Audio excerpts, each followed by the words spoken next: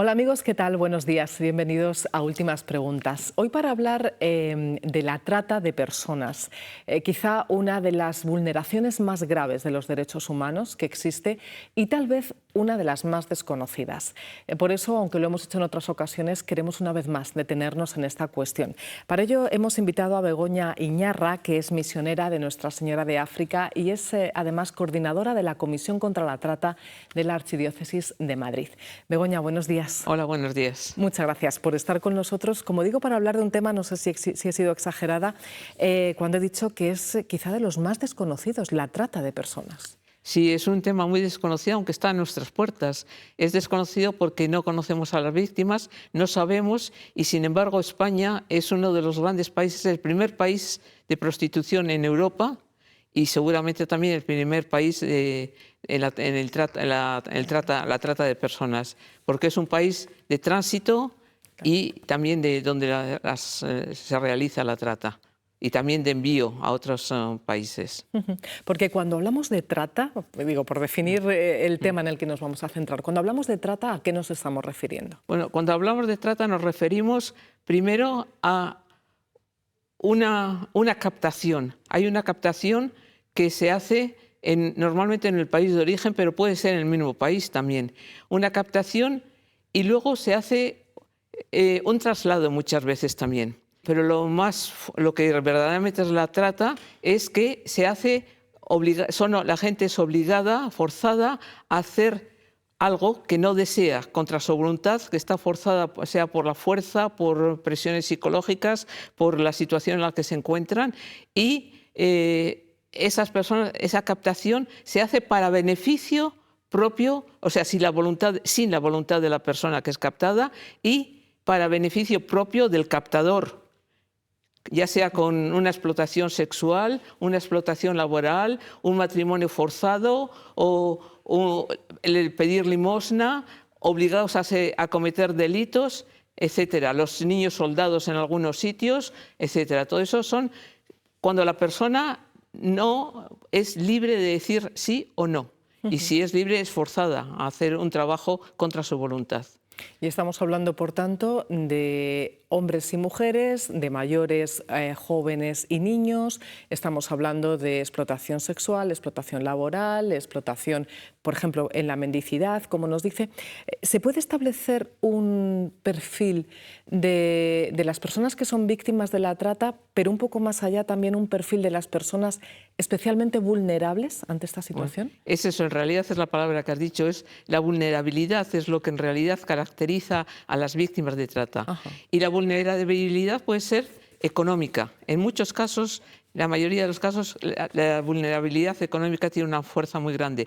Puede ser una vulnerabilidad psicológica, puede ser una vulnerabilidad de situaciones que están viviendo terribles. Entonces, las vulnerabilidades, la pobreza es una gran vulnerabilidad, el no poder decidir personalmente por enfermedad, por situaciones, es también una vulnerabilidad. Y luego, además, otra cosa que se une a estas vulnerabilidades es la captación. Los captadores tienen una antena especial para captar la vulnerabilidad de las personas y es lo que ellos explotan, esa vulnerabilidad para obligarlas a hacer lo que ellos quieren para su propio beneficio. ¿Y perfil del captador existe? El perfil de captador es muy difícil, yo creo que hay de todas, es muy difícil saber el perfil, pero es una persona normalmente muy simpática, muy amena, que tiene un don especial de captar a las personas. Y un deseo también, una falta de valores, porque cuando capta a una persona es quitarle la dignidad a la persona, quitarle todos sus valores. Y entonces una persona pues que lo único que le interesa es su propio beneficio y el de su banda o su grupo, porque muchas veces no son grupos criminales, sí que hay muchos, pero muchas veces son también personas o grupos familiares también los que son los captadores. Y las víctimas, la gran vulnerabilidad, lo común actualmente en España sobre todo, ha habido un cambio, a partir de la pandemia ha habido un cambio muy fuerte en la trata. La trata está cambiando continuamente porque los captadores también, a medida que la policía les persigue más, cambian también sus técnicas. Y ahora con todos los medios virtuales es terrible, van cambiando continuamente. Entonces, eso es algo que... Pero las características más generales actualmente son mujeres en la trata sexual, la mayoría son mujeres, hay algunos hombres también, y menores. Pero los menores en España son pocos, relativamente con el número enorme que hay de mujeres. En la trata laboral son hombres. Estas mujeres vienen actualmente de países, es lo que está cambiando mucho los países. Antes venían mucho de Nigeria, de África, de Latinoamérica, de Brasil. Actualmente la trata, la mayoría son colombianas y venezolanas. Ajá. En España. La trata africana ha disminuido y de Nigeria ha pasado a otros países como Camerún, Costa de Marfil, Senegal, etc. Guinea, Guinea Conakry, pero la Guinea Ecuatorial no. Hay muy poca, hay también, pero poca.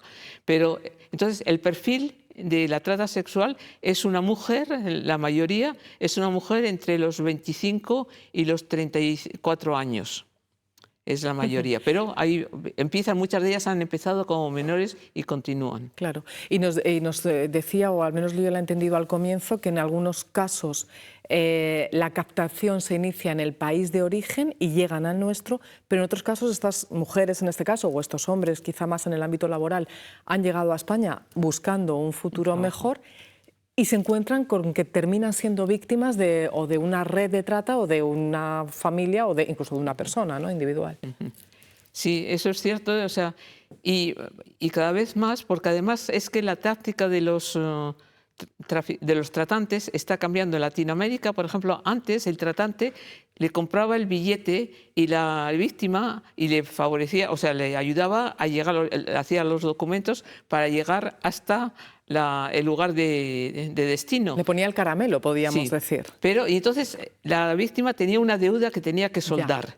Pero actualmente lo que hacen muchos de los tratantes es que obligan a las víctimas, les dan una dirección donde de un prestamista. Entonces la víctima ella misma, la que pide el dinero prestado, entonces ellos, la policía, se coge, la víctima entonces están explotando eso de que cada vez más las víctimas están adoptando, les obligan a adoptar decisiones que no las quieren, pero que las tienen que hacer, pero que son ellas las que las toman. Y eso cambia también el hecho de que la víctima, que antes ya tardaba tiempo en darse cuenta de que era una víctima, ahora todavía es mucho más difícil decidir cuándo ella es una víctima. Porque, por ejemplo, antes les obligaban a prostituirse, por ejemplo, la prostitución, en un cierto local. Y ahora es la mujer ella misma la que paga la renta en ese local. Con lo cual es difícil. Con lo cual, pero lo paga porque es que no tiene, porque es que lo obligan, está obligada, porque si no les van a matar a sus hijos, les van a hacer algo, les pegan palizas enormes. Entonces están obligadas, pero ella tiene muy poca conciencia, piensa que es ella la que ha escogido pues dedicarse a la prostitución o que ha escogido el trabajar en esa empresa o en ese grupo o en esa hacienda. Cuando en la realidad no es la realidad. ¿Cómo se puede prevenir, si es que se puede prevenir la trata, tanto por parte de la persona o el grupo de personas especialmente vulnerables, pero oye, yo creo que esto nos implica a todos, porque a lo mejor nuestro vecino o el compañero de trabajo está siendo víctima de trata, y creo que no estoy siendo exagerada cuando digo esto, que puede ocurrir, ¿no? No es exagerada. Yo conozco casos en Francia, por ejemplo, donde yo he estado trabajando contra la trata, casos de personas francesas que son víctimas de trata y que todos los compañeros lo sabían, se habían dado cuenta de que algo era normal y que hasta que uno tuvo el valor de denunciarlo, por ejemplo. El dar a conocer la realidad de la trata es lo que nosotros tratamos de hacer a partir de la Comisión contra la Trata, dar a conocer la realidad de la trata para ver si alguien, por ejemplo, un migrante que te dice que no tiene sus papeles, o sea, que no tiene, tiene su pasaporte, se lo han quitado. Pues eso ya, el que alguien no tenga sus papeles ya es un tic de que puede ser víctima de trata. O cuanto más conozcamos, más medios tendremos para darnos cuenta y denunciar. Cuando vemos a una mujer que la sirvienta extranjera del piso de mi vecino o del de abajo, y veo que está trabajando días, viernes, sábados y domingos, y verano, invierno y que no tiene vacaciones. Pues eso es un índice de víctimas de trata y muchas de las víctimas de trata son detectadas a partir de vecinos o de la prostitución. Antes eran detectadas o denunciadas por los clientes, pero es que actualmente es cada vez más difícil porque los clientes, hay cámaras en todas las habitaciones. Claro. Y entonces los clientes tienen miedo porque tienen su rostro cogido también. Claro. Hemos dicho usted, Begoña, es coordinadora de la Comisión contra la Trata de la Archidiócesis de Madrid. A muchas personas igual les sorprende, y más les sorprendería si profundizamos mucho más, hasta qué punto está implicada la Iglesia, ¿verdad?, para atajar y para acompañar a las personas víctimas de la trata. La Iglesia en España está muy comprometida contra la trata. Y el hecho, lo primero es que la Conferencia Episcopal Española tiene un departamento de trata con una mujer que lleva ya por lo menos, yo llevo 7 años en España y ya estaba ella allí, o sea que ya por lo menos ha estado en 10 algunas años, me parece que este ocasiones año hace aquí. 10 años, Sí. Marifran, Sí, que es la coordinadora de trata. Otra cosa también importante es que este año jubilar, la Conferencia Episcopal ha escogido como tema social la trata. Y eso es importantísimo. Es el proyecto que ha elegido la conferencia para Aquí tenemos comisión de trata y hay unas cuantas diócesis, pero es que en los 4 años creo que llevamos reuniéndonos todas las coordinadoras de las diferentes diócesis y demás, pues gracias a Marifran y a todo el esfuerzo que hacen con los obispos y demás, hay cada vez más diócesis que tienen una comisión o un grupo de trata que está trabajando.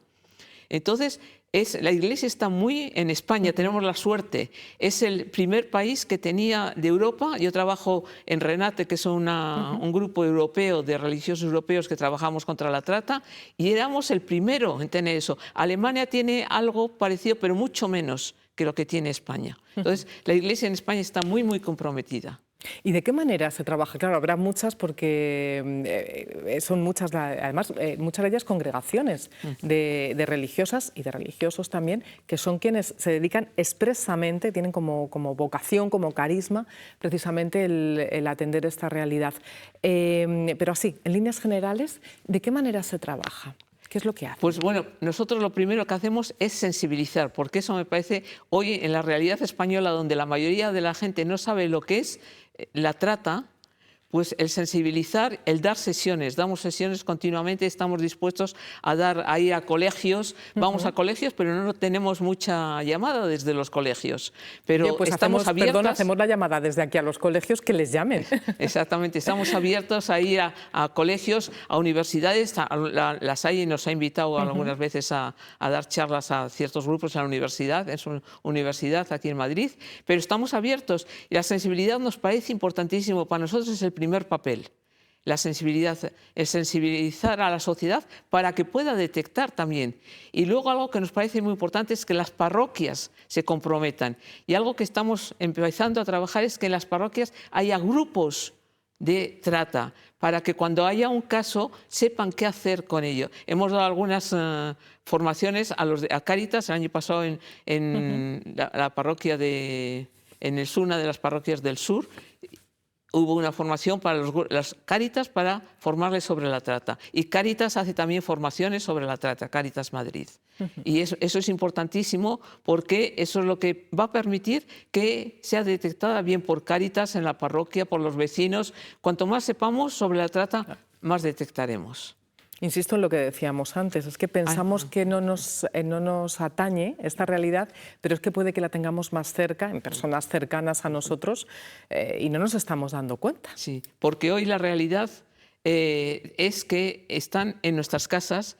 En Madrid este año ha habido pisos enteros que han sido detectados en el barrio de Delicias, en Delicias, en otros sitios también. La policía en toda España está haciendo muchas más inspecciones y está también cogiendo mucha más gente, poniendo en la cárcel a los culpables, pero liberando a las mujeres. Pero muchas de estas mujeres continúan porque no tienen el valor de decir que son víctimas de trata. Y algo que quería añadir también lo que has dicho antes, cómo la Iglesia está implicada. Aquí en España tenemos la suerte de tener 4 congregaciones religiosas que se dedican casi exclusivamente a la trata. las adoratrices, las Oblatas del Santísimo Redentor, Villa Teresita y la Cruz Blanca, la Fundación Cruz Blanca, que es la única que tiene un refugio, una acogida para hombres, para víctimas de trata. Claro, porque hemos hablado de la prevención a través de la sensibilización principalmente y demás, pero hay personas que ya han caído o en estas redes o en estas con personas que les han que están al final comerciando con otras personas, que eso es la trata. Claro, yo entiendo que en muchas ocasiones poder salir de esa situación es difícil, entre otras razones porque no tienen cómo encauzar su vida, tanto desde el punto de vista psicológico, porque yo creo que es fácil imaginar cómo queda una persona que ha sido víctima de trata, que ha sido tratada como un objeto, al final, como una mercancía, pero no solamente eso, sino decir, bueno, es que al fin y al cabo con esto, haciendo ese trabajo, comía todos los días. Si salgo de aquí, pues igual no como. Bueno, hay muchas, las 4 congregaciones que te he citado tienen varias, no una, sino en muchas provincias tienen casa de acogida. Las 4 tienen casas de acogida. He citado la de la Cruz Blanca porque es la única casa para acoger a las hombres víctimas de trata que existe en España, no solamente religiosa, no religiosa. Pero las otras 3 tienen casas en muchos sitios. No sé exactamente, pero me parece que en total hay unas 50 y tantas casas de acogida de religiosas y religiosos. Porque hay también otras congregaciones que no son exclusivas de la trata, pero en las que hay personas como la mía, por ejemplo, que tenemos como una prioridad la trata de personas. Porque nuestro fundador también hizo una campaña contra la esclavitud, una campaña contra la esclavitud en toda Europa. Pero hay muchas congregaciones y hay muchos seglares, hay muchos organismos. Está Diaconía también de los protestantes que trabaja de maravilla, que trabaja mucho la trata digital, porque hoy en día la mayor parte de la captación se hace a través de redes y muchas veces de manera muy inocente, porque las víctimas son jóvenes que se creen enamoradas y que resulta que son captadas por la trata. Es tremendo, es tremendo. ¿Y esa, de algún modo, rehabilitación de estas personas, cómo se hace? Bueno, eso se hace de manera... Primero, hay unas que van fuera, que van a visitar en los lugares de trabajo. Entonces, les dan tarjetas y cuando la mujer o el hombre, porque también hay víctimas laborales, está dispuesto a salir, ya les llama. Tiene un lugar donde acudir, claro. Todas tienen llamadas de 24 horas, casi todas las organizaciones. La policía también tiene llamadas de 24 horas y todas estas organizaciones tienen muchas, no solamente las católicas, sino otras como Diaconía, como otras seglares, como APRAM, como muchas otras. Tienen el ayuntamiento también, y entonces tienen lugares de acogida. En esos lugares de acogida están segurizadas. Yo, por ejemplo, soy voluntaria, después de aquí me voy a las adoratrices, soy voluntaria allí, pero nunca puedo dar la dirección a la que voy, ni aún a mi comunidad no sabe dónde voy, sabe el área al que voy, pero no sabe dónde voy. Entonces, ahí tiene unos programas de acogida en los que viven, y la mujer, ella misma, o el hombre, decide lo que quiere hacer durante este tiempo que tiene para recuperarse. Tienen todo, tienen la casa, la comida, el aseo, todo lo que necesitan para vivir, tienen atención médica, tienen atención sanitaria, tienen atención psicológica, tienen todo lo que necesiten, tienen formación profesional. Entonces la mujer decide qué es lo que quiere hacer para salir. Y entonces están acompañadas día y noche.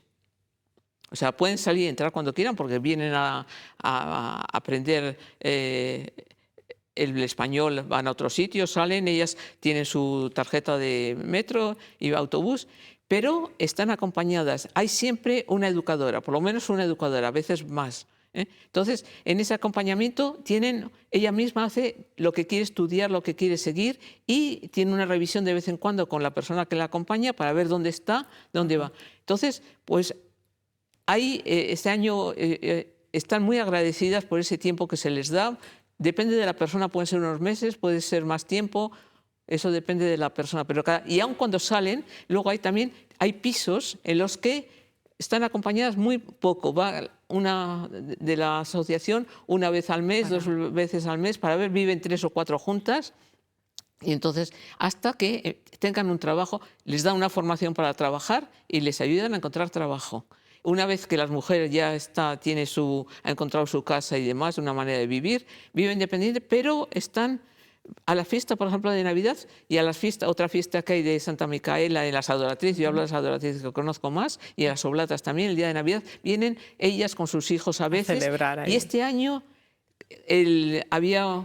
Por sorpresa, una cogió el micro, pero nadie se lo esperaba. O sea, una se lo dio, una de la asociación le dio el micro para que dijera ella. Y entonces ella empezó a pasárselo a todas las que querían. Y todas querían dar las gracias y fue verdaderamente emocionante lo que habían vivido, las dificultades que habían tenido, que habían dado también a las personas que les acompañaban. Pero no, en España tenemos muchos hogares en los que son acogidas. Tenemos una suerte enorme, pero también tenemos el mayor número de víctimas. Ojalá no tuviesen que existir esos hogares. Ojalá no tuvieran eso. Eso es. Pues Begoña Iñarra, yo me quedo con muchas cosas, de verdad, que nos ha descubierto, nos ha presentado una realidad que, como decíamos, pues quizás es muy desconocida, pero me quedo con dos claves que son importantes. Por un lado, la sensibilización, la importancia de tener los oídos, los ojos bien atentos a ver qué puede estar ocurriendo a nuestro alrededor.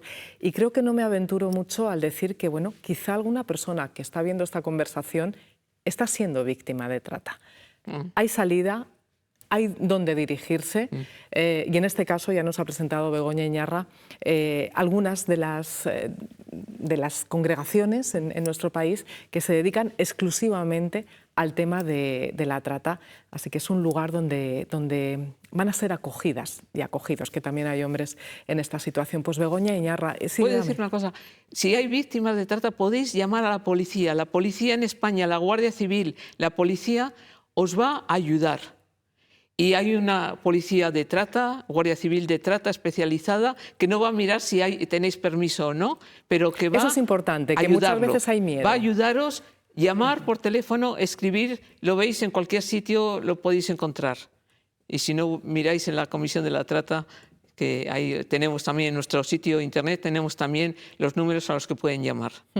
Pues Begoña Iñarra, gracias por este ratito, desde luego, pero gracias desde luego por esa labor que usted y tantas personas en la Comisión de la Archidiócesis de Madrid, pero en tantos otros lugares, están haciendo para erradicar, ojalá, esta situación. Muchísimas gracias. Pues gracias a vosotros por publicar esto y también por haberme invitado aquí y representar un poco a toda la cantidad de personas que están trabajando para ayudar a esas víctimas de trata en Madrid y en España, que somos muchas. Bien, pues así nos despedimos, si lo desean, si Dios quiere, hasta la próxima semana, cuando nos encontremos de nuevo aquí en La 2 y en el canal internacional de televisión española. Y siempre que lo deseen, pues ya saben, a través de la página web y de la plataforma RTV Play. Que tengan una muy buena semana.